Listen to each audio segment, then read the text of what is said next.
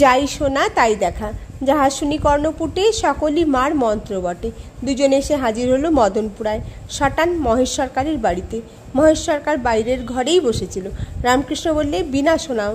এ যেন স্বয়ং বীণাবাদিনীর আদেশ। মহেশ সরকার বীণ তুলে নিল, ঝঙ্কার তুললে, সুর সাগরে অমৃতের ঢেউ খেলে গেল। মুহূর্তে ভাবাবেশে বিহ্বল হয়ে পড়ল রামকৃষ্ণ। বলে, মাগো, আমায় বেহুশ করে রাখিস না, আমায় হুঁশ দে, আমি ভালো করে বীণা শুনি।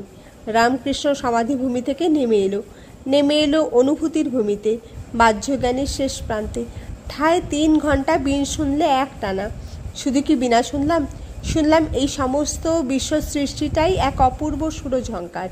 গ্রহে, নক্ষত্রে, বৃক্ষে, তৃণে, নীহারিকা থেকে ধূলিকণায়, প্রত্যেকটি পলায়মান মুহূর্তকণায় বাজছে এই গীত ছন্দ। ছুটেছে ভুবন প্লাবিনী সুর ও শৈবালিনী, যা শোনা তাই আবার দেখা। রামকৃষ্ণ দেখল সেই সুর ও শব্দ যেন একটি উজ্জ্বল চৈতন্যের মতো প্রতিভাত, যেন সূর্য উঠেছে রাত্রির আকাশে। ইন্দ্রিয়ের জগতে চৈতন্যের আবির্ভাব, হৃদাকাশে চিদাদিত্য। বীণার সঙ্গে সঙ্গে রামকৃষ্ণ গলা মিলিয়ে গান ধরল। মধুরবাবু বললেন, এবার গয়া যাব, তুমি যাবে?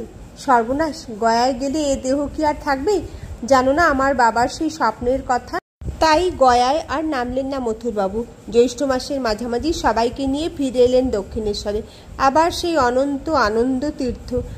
রামপ্রসাদ গেয়েছে এ সংসার ধোঁকার টাটি, রামকৃষ্ণ গাইলে এ সংসার মজার কুটি, ও ভাই আনন্দ বাজারে লুটি। বৃন্দাবনের রাধাকুণ্ড আর শ্যামকুণ্ড থেকে ধুলো নিয়ে এসেছে রামকৃষ্ণ। কিছুটা পঞ্চবটির চারদিকে ছড়িয়ে দিলে আর কতক পুঁতলে তার সাধন কুটিরের মধ্যে। এই সেই কুটির যেখানে বসে হয়েছিল